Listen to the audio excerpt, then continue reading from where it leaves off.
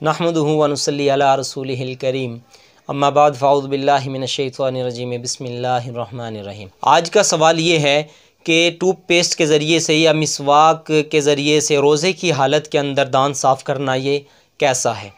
तो इसका जवाब सुन ले कि रोज़े की हालत के अंदर कोयले को चबाकर, जैसे औरतें कोयले के ज़रिए से दांत को साफ़ करती थी, अब भी बाज़ इलाक़ों के अंदर कोयले के ज़रिए से दांत साफ़ किए जाते हैं। लिहाजा कोयले को चबाकर उससे दांत साफ़ करना या मंजन वगैरह के ज़रिए से दांतों को साफ़ करना या टूथपेस्ट के ज़रिए से दांत को साफ़ करना रोज़े की हालत के अंदर ये मकरूह है।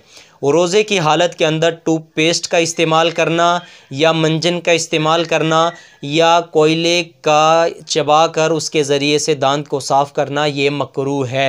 लिहाजा अगर टूथपेस्ट के ज़र्रात या मंजन के ज़र्रात या उस कोयले के ज़र्रात अगर हलक के नीचे पेट के अंदर चले गए तो इसके ज़रिए से इससे रोज़ा फासिद हो जाएगा।